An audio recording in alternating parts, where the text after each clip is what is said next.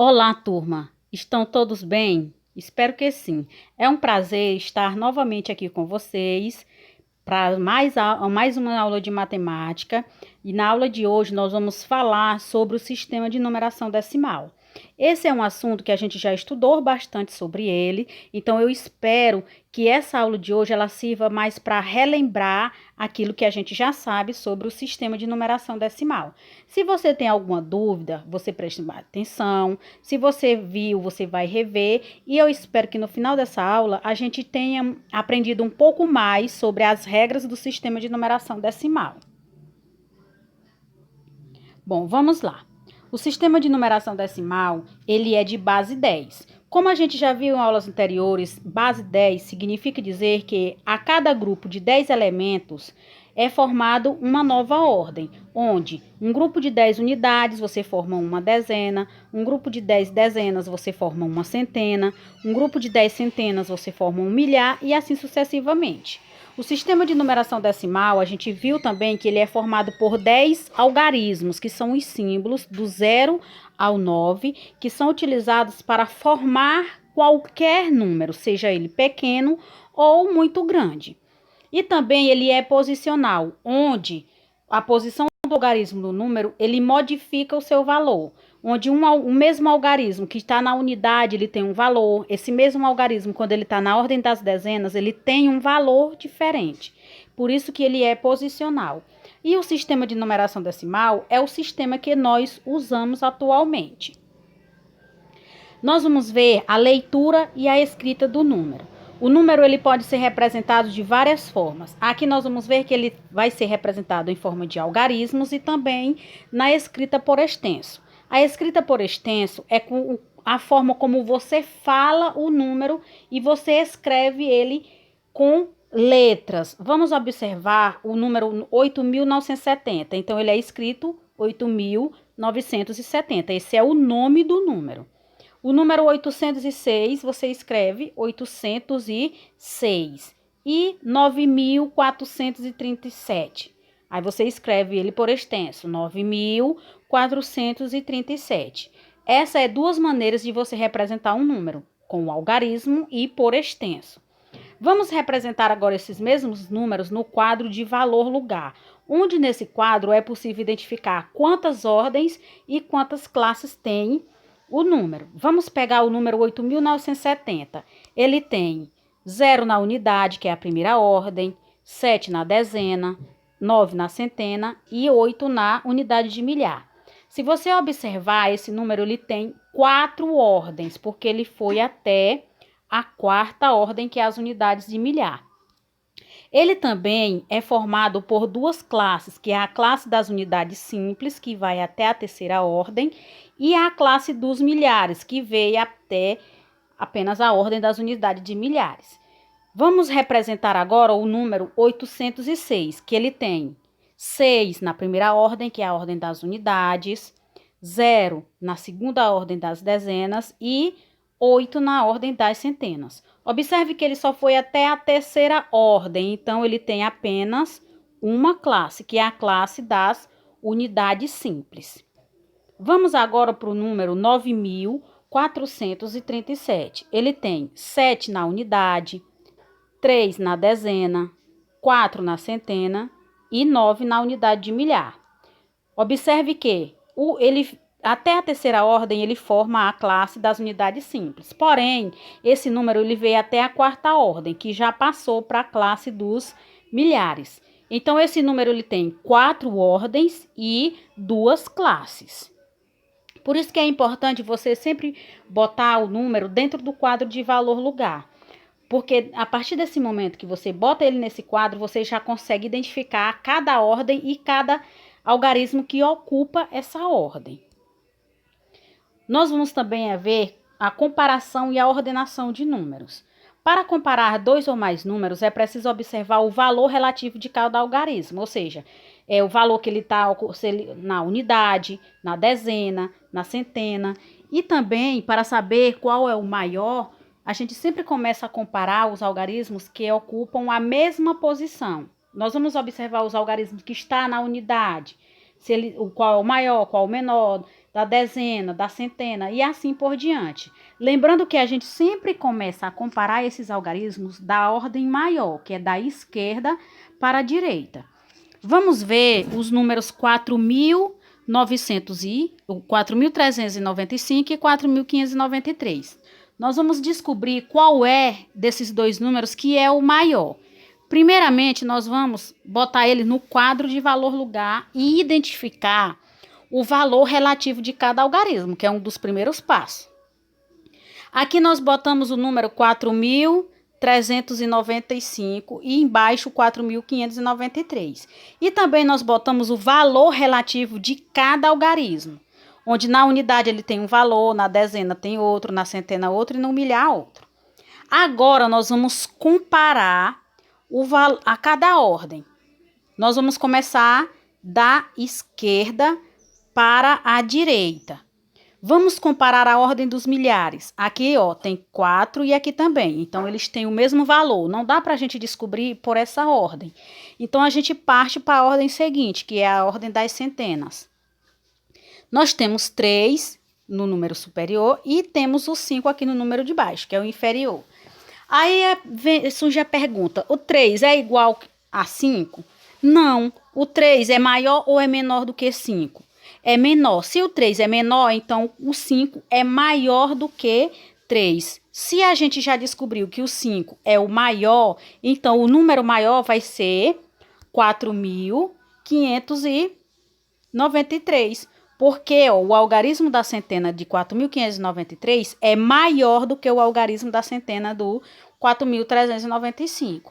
Então, por isso que esse número é maior. Nós começamos a comparar da esquerda para a direita. Nós descobrimos, podemos dizer que nesse número de cima ele tem 43 centenas. E no número de baixo tem 45 centenas. Então, o 45 é maior do que o 43. Vamos ver, dentre esse grupo de números, qual deles é o menor. Nós temos 6.792, 6.297, 6.729 e 6.972.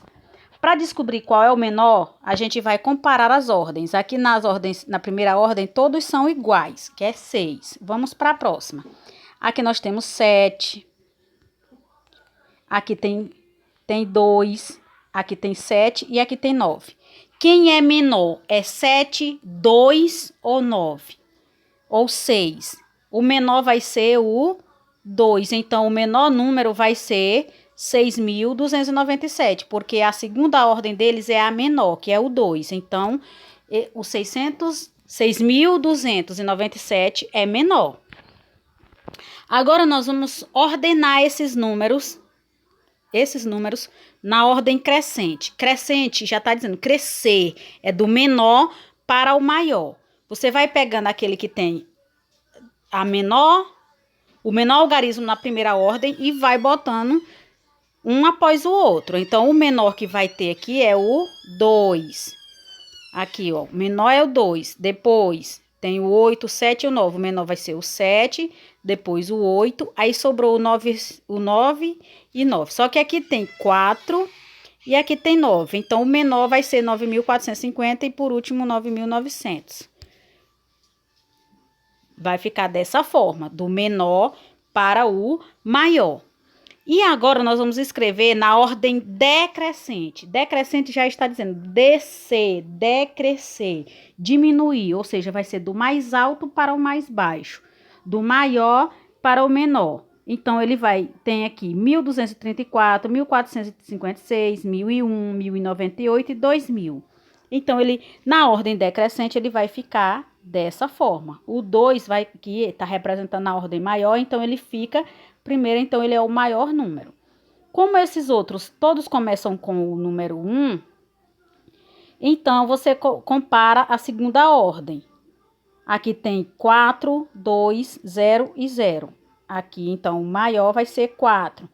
Aí ficou 2, 0 e 0. O maior é 2. Aqui também tem 0 e tem 0. Aí você compara a terceira ordem. Aqui é 9 e aqui é 0.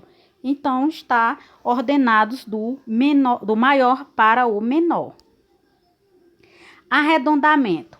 Arredondamento é você transformar números em unidade ou em dezenas exatas, centenas exatas e milhares exatos, ou seja, aqueles números terminados em zeros. Vamos ver os exemplos. Andréia desenhou no quadro a reta numérica para explicar aos colegas como pensou para fazer arredondamento dos números à dezena mais próxima. Observa o exemplo e completa a tabela. Aí aqui nós temos o exemplo que ela utilizou. Ela pegou as dezenas que ela quer aproximar para o 20 ou para o 30. E ela tem os números 23, 25 e 28. O 23 ela aproximou para o 20, porque ele está mais próximo do 20 do que do 30. O 28 ela aproximou para o 30, porque o 28 ele está mais próximo do 30 do que do 20. E o 25? Vamos ver o que é que diz. O 23 está entre o 20 e o 30, sendo o 20 o número redondo mais próximo, que é aquele que termina com 0. O 28 está entre o 20 e o 30, sendo o 30 o número redondo mais próximo, que é também terminado com 0. Você leva sempre para aquele que está mais próximo. E o 25? O que diz sobre o 25? O 25 ele também está entre o 20 e o 30, estando um e outro a mesma distância, ou seja, o 25 ele está a mesma distância que ele está do 20, ele está do 30. Mas estabeleceu-se uma regra que quando o número encontra-se na mesma distância, tanto do da esquerda quanto do da direita, você aproxima ele para frente, você vai levar ele para frente, ou seja, para o maior. No caso, o 25 vai ser aproximado para o 30, porque o 30 é o maior. Seguindo a explicação da Andréia, para o arredondamento de números à dezena mais próxima, explica os arredondamentos às centenas e aos milhares mais próximos dos números incluídos nos quadros a seguir. Foi a mesma regra que ela utilizou. 142 está mais próximo do 100. 268 está mais próximo do 300, porque já passou da metade. Então, se passou da metade, vai para o maior. 555 também já passou, então vai para o maior. Da mesma forma, os milhares. Aqui, ó, 2.195. De 2.000 para 195, está mais próximo do 2.000 do que do 3.000. Então, voltou para 2.000. 4.602 está mais próximo do 5.000. 7.534 está mais próximo do 8.000. Então, é sempre você levar para aquele que está mais próximo. Vai ser mais fácil você andar para frente ou voltar para o número que está atrás. Então, aquele que tiver mais próximo é o número que você vai arredondar. Vamos a um exemplo. Observe a reta numérica. Nessa reta numérica, nós temos as dezenas do 10 ao 90, que são as dezenas, que é de 10 em 10. Aí, aqui, de acordo com essa reta, nós vamos escrever as dezenas mais próximas do 8.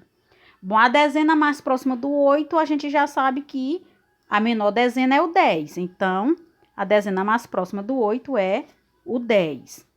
E do 36? O 36, ele está mais próximo do 30 ou do 40? Bom, ele já passou do 5. 5 é a metade. Se já passou da metade, então ele está mais próximo do 40. O 19 está mais próximo do 10 ou do 20? Ó, do 10 para o 19 já passou 9. Do 19 para o 20 está faltando só 1. Então, ele está mais próximo do 20. O 11 está mais próximo do 10 ou do 20? Aí você vê, do 10 para chegar no 11, está faltando quanto? Só está faltando 1, porque 10 aí já vem o 11. Do 11 para chegar no 20, está faltando 9. Então, o 11, ele está mais próximo do 10.